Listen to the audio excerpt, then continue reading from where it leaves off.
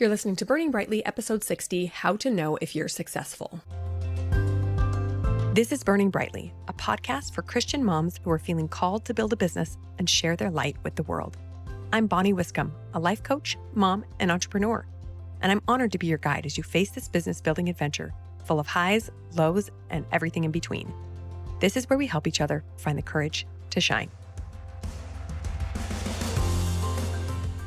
Hello, friends. Welcome back to an episode of Burning Brightly. Today, we're going to talk about success, mainly how to figure out whether or not you are successful already.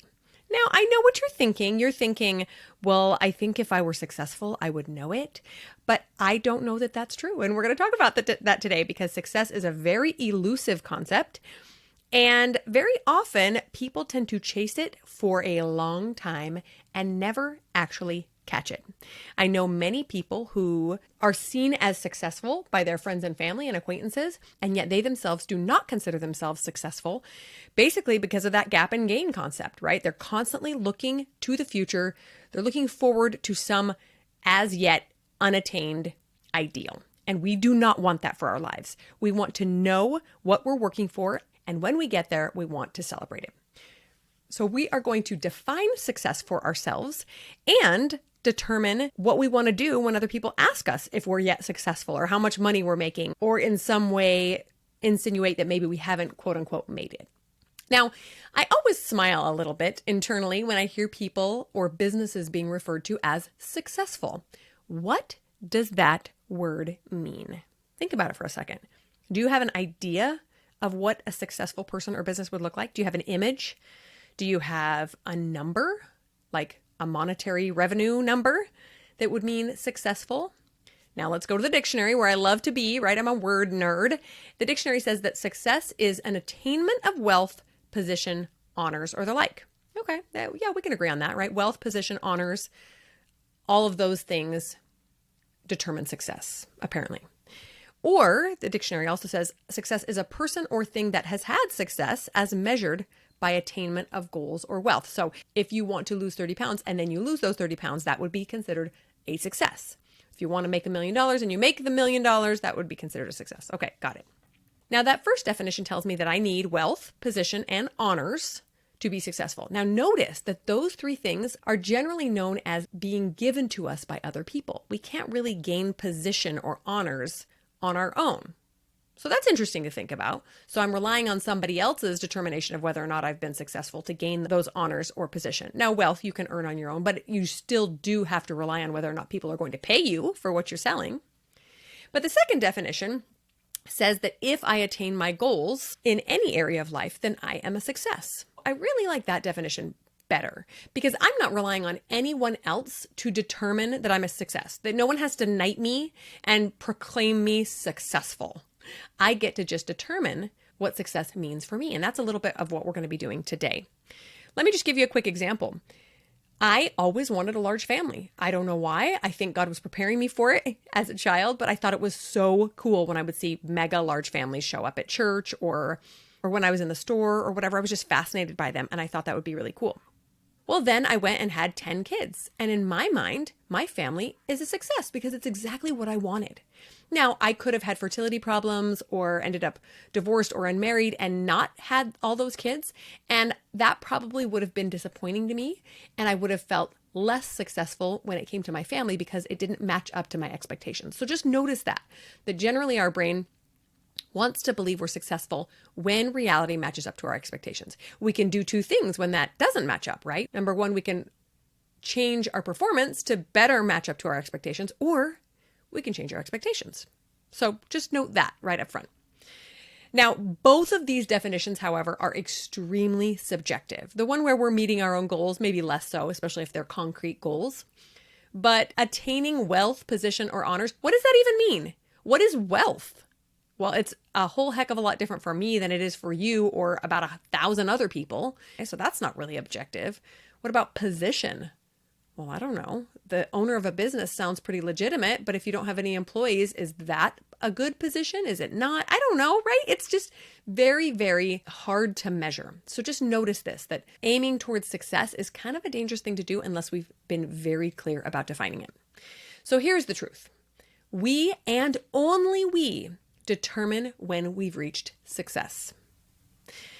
The tricky part of this is that if we don't determine that level of success ahead of time, we will chase it forever. If we say, I just want a successful business, well, is a successful business when you have 5 clients, when you make $10,000, when you make $100,000, when you have 3 employees, 50 employees? Where is success? What does that look like? Because I'll tell you one thing, you're going to think that once you make $100,000, you're going to feel successful. You're not. I just gotta be blunt with you right there. There is no magic number you get to when you start to feel successful.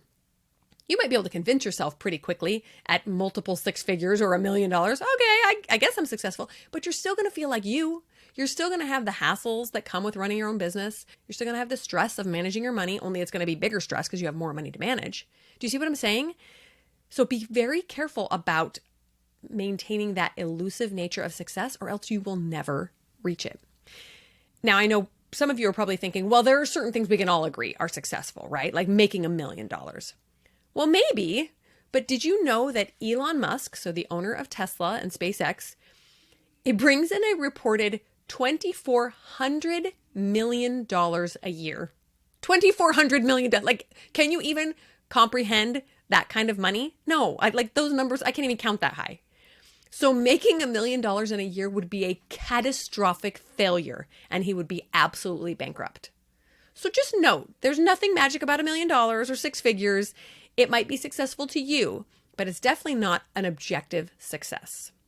And conversely, there are certain things that I would never do, even if they meant massive financial success. In my mind, making $10 million a year would be successful. But if I was doing it on OnlyFans, no, that would not be a success for me because it doesn't match up with my values. I would be feeling pretty grody about that, thinking that there are better ways that I can make use of my time and effort. And so those $10 million would not feel like success to me. So let's just pay really close attention to what we're making that word mean. But here's another problem with how we think about success. Many of us want to be seen as successful. And in our minds, certain things communicate success, especially in our specific community, more so than others. This type of success is called status, where we look or seem more successful than someone next to us. And this, of course, looks different for every person as well in every community. So status and success for one person might be owning a Lamborghini and a private jet.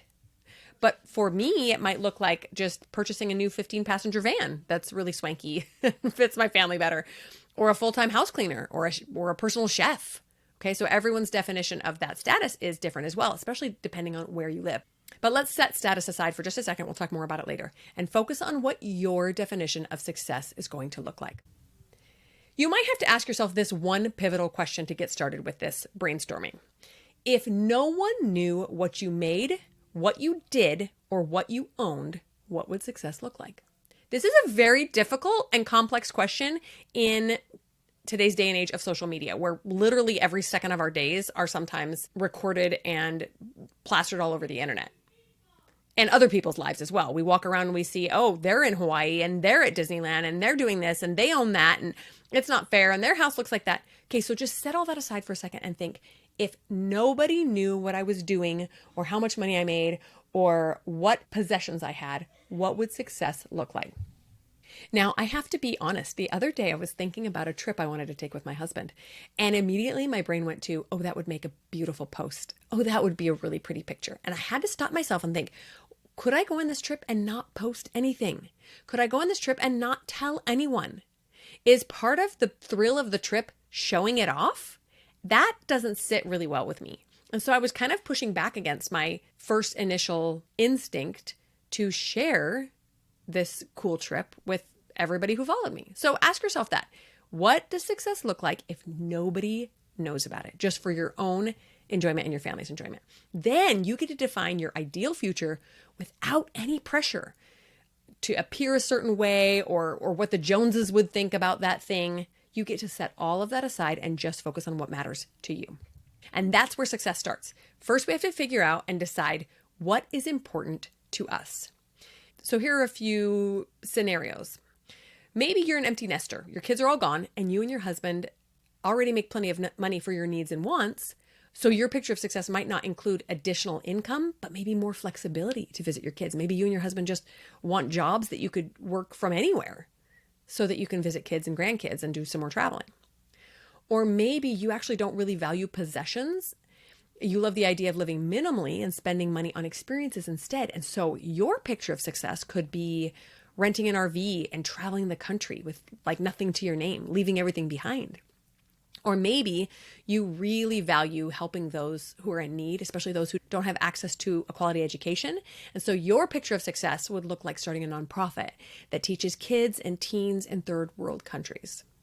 Now you can see how each one of these pictures of success would be really important and valuable to the person I described, but probably not valuable at all to different people, right? So if your idea of success is starting a nonprofit that teaches kids in third world countries, then traveling around in an RV would be not really successful. In other words, success is very personal, and you have to decide what your success looks like before you can chase it.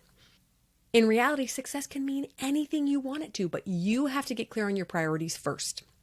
Chasing quote unquote success without first determining what it looks like will lead to misguided efforts, so wasted energy, and frankly, misery, because you're going to be chasing something that doesn't actually matter to you. Now, when we talk success, everybody always brings up money because money is the number one tool we use to purchase comfort, purchase possessions, to gain flexibility or freedom. And money is usually the first indicator of whether or not we think we are, quote unquote, successful. Have you ever asked yourself, how much do I really want? If you could wave a magic wand and put whatever amount of money in your bank account that you could dream up, how much would you put in there? And you're not allowed to say as much as possible. That's a cop-out. Because you don't really want as much as possible. I can guarantee you that. More money, more problems. You know what I'm saying? No, but seriously, how much would you put in there? Give me a big round number. A good way to get to this is first, you need to know how much your household currently makes. What is your yearly annual income? And how much do you spend every month? Do you usually have some left over? Or are there many months during the year where you are short financially? This is really important to know because if you already have money left over, what do you want more money for? And I'm not saying it's bad to want more or that you can't want more, but ask yourself that. What do you want it for? If all of your needs and a lot of your wants are already being met, what is the extra money going to be for? Do you have a plan for it? And what is that going to look like? And at what point will you deem yourself, quote unquote, financially successful? So many people take the cop out of saying, well, I just want a ton of money. But when pressed, they can't come up with a number. What's the number? Is it 200,000? Is it 700,000? Is it $1 million? Is it 5 million? Is it 10 million? And if you had $10 million a year, what would you do with it? What would it be there for? And are those reasons important to you? If you just think, well, I would have it to buy all the cars in the world. Do you even like cars? Does that really fit with your value set? I think this is a really critical thing to ask ourselves because when we just chase elusive numbers for no reason, there's no motivation behind that. I don't build my business for a random amount of money that's going to eventually make me feel successful. I build it for very specific things, for this vacation that we've been wanting to take, for a new van that doesn't make clanking sounds, for a new paint job on the house because our paint is peeling or whatever. I have very specific goals so that I know what I'm working for. And it doesn't mean that you can't just want to have more money to invest or to put towards retirement. That's totally okay, but you need to have a purpose for it, right? Otherwise, what is the point? And here's the reality. And I'm kind of going into budgeting territory here, but what I've learned over the years is that the mismanagement of money does not go away with more money. Instead, it only gets bigger. The problem gets exacerbated. This is why celebrities and lottery winners often face bankruptcy. The answer is not more money. The answer is better managing of money. So the term living within your means to me has always sounded a little bit poor, like you always got to spend less. But I now know that's not true. It can actually look and feel very comfortable if you're clear on what's important to you. For example, one of my big priorities is vacations with my family. I love going on vacation. I think it's because it's hard for me to relax in my own home. So if I can leave home, then I can have a great time with my family. I'm not worried about laundry or whatever else. Love traveling with my husband, love traveling with my kids and my husband. All vacations are fun for me. I love seeing the world. I love relaxing anywhere but in my house. I love spending time with friends. It's always so fun for me. Now, what's less important for me is having a perfect home and nice cars. I mean, would it be nice? Sure. But it's not as important to me as leaving home for awesome vacations with my family. So at this stage of our life, we don't spend a lot on furniture or decor or cars. We have a couple of pretty crappy cars, actually. And I'm okay with it because vacations are so much more important to me. So maybe you already make really conscious decisions like this. Are there certain things that you choose to spend your time and money on because they're so much more valuable than other things? That's great. You just want to do more of that and understand as more success comes to me, because it will in your business, where is that money and flexibility going to go? And does that really matter to me? After you ask yourself what's important to you, then ask yourself this: is there a way you can get more of it now? Can you step into your vision of success now instead of waiting for more money? Now, why would we want to do that if we're actively trying to earn more money in our business? Because the closer we can get to it now, the less pressure will be on our business and the quicker we can enjoy our life. In reality, you don't need $1 million, $5 million, $10 million to be happy. You don't. You need so very little, but it all depends on your mindset. We know this as coaches. So let me give you a quick little example. This summer, we really wanted to go on a vacation with our family, but we were saving up for a bigger vacation that we're doing next year. And I thought, how can we leave town, especially when it's in the middle of July in Phoenix and so hot? We decided to go camping. The 2 campsites we booked, I think, cost us $40 plus gas and the groceries that we took up with us. And it was so fun. So instead of being bitter and cranky that I couldn't have the vacation that I was looking forward to, because frankly, we were going to have a better one later on, we stepped into making that happen right then within our current budget. If having a pretty living room is really, really important to you, how could you step into that now?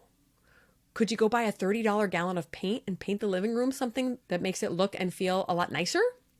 What is a way that you could start feeling more successful even before you make more money? This is one of my favorite things to do because it puts the power back into my hands. So many times when we're chasing success, we just think, well, I can't be happy. I can't be satisfied. I can't feel purposeful because I haven't yet met that goal of X. But that's not the life we're living. We're not living this life of self-sacrifice and misery until we meet some future, frankly, probably unrealistic goal. No, we want to love and enjoy life now. How can we do that now? And then when we are loving and enjoying and appreciating our life more now, it's that much easier to be successful in our business because we don't come at it from this graspy, desperate, horrible place of, I have to make more money right now. Once you get closer to this vision of success in your mind, even before you make the money that you want to make, money won't be such an end-all be-all result of your business. You'll be able to loosen that death grip a little bit because you're already enjoying life so much. Remember, the more pressure we put on our business to make money, especially early on, the harder it is because our business kind of crumples under the pressure. It's just like a little kid, right? You tell them you get straight A's or else, and all of a sudden all they can think of is that they're going to be in trouble if they don't get straight A's and they can't even focus on a test. As our business is growing, especially in those first few years, we have to let it grow and just appreciate it for how it is and appreciate the phase that you're in. I look at it like a growing child, and I like to tell my business, it's okay that you didn't make any money this month, or it's okay that you made $1,000 and your goal was $5,000. That's okay. We're working, we're building, we're growing, we're strengthening the foundation of our business so that it can grow into amazing things in the future. Okay, now let's go back and talk about status for a minute because I think this is important. Remember, we get to determine what success means in our lives, and it has nothing to do with anybody else. But status does. Status is based on where others are in relationship to where we are. In other words, it's comparison. And we all know that comparison is the thief of joy, and nowhere is this truer than when it comes to financial success. When we start comparing ourselves with other people, we will only end up miserable. One of my favorite quotes I like to tell my kids every time they're horsing around, this can only end in tears. Comparing your status to somebody else's can only end in tears. Don't do it. If we compare ourselves with neighbors, siblings, friends, or random celebrities online, chances are we will always come out the loser. Frankly, because we only ever see a portion of other people's lives. We only ever see what they want to put on social media. And we compare our reality with their highlight reel, and we're always going to end up miserable. Instead, I try to compare myself and my family's current success with where we've been. Are we doing better saving our money? Are we doing better at managing our money? It's at where we spend it. Are we spending it on things that really matter to us? Or are they frivolous expenditures that maybe we wish we could go back and change? Are we helping the less fortunate? Are we earning more than we were before? Because that was a goal for us. It's okay if it's not a goal for you. But how are you improving in your definition of success instead of what your neighbors are doing? That's what matters most. Having a more expensive car or better jewelry than my neighbor is a surefire way to make myself miserable because we will never measure up. We will always find someone that has it better than us, and we will just keep chasing that until we're the most miserable person on the earth. We do not want that for ourselves. So remember, ask ourselves, why do we want these things? It's of course okay to want a nice car. If you want a nice car and it's important to you, please go get it. Go save that money, go earn that money, go get that nice car. But is it important to you? If nobody else knew about your brand new Tesla, would you still go get it? And if so, fantastic. Put it on your vision board, go get it. And then ask yourself this, what are you hoping to feel when you attain those things? Are you hoping to feel prouder of yourself or more successful or more content, happier in general? And why can't you feel that now? Spoiler alert, you can. We know how, right? Head, heart, hands model. We choose thoughts that will make us feel content, happy, successful, proud of our lives right now instead of waiting until we can buy the Tesla or go to Hawaii or do whatever else we want. Now I'm going to give you one more example from my own life. A few years ago, I decided that one of my business goals was going to be to take my entire family to Florida for a vacation. And I dreamed about this and I put it on my vision board, and it was going to be this great big massive vacation. We were going to fly there and go on a cruise or maybe go to Disney World or Universal Studios and go to the beach and all the things. And then earlier this year, I decided to start planning it. And when I started putting it on paper, I realized, this is going to be considerably more than I wanted to spend on a vacation. We could have made it happen, but in the end, I realized that what I was hoping to get from the vacation with my family did not need to happen with all these really, really expensive things. They didn't need to happen on the other side of the country. They didn't need to happen at super expensive amusement parks. They didn't need to happen at that level. And so instead, I took a look at what I was hoping to get out of this. I wanted to earn money through my business to give my kids memories of spending time together and enjoying life. And so we made a different choice. We decided on a different vacation that was going to be way less expensive and was going to give us the same kind of memories and the same kind of enjoyment, the same kind of happiness that the original Florida idea would have given us as well.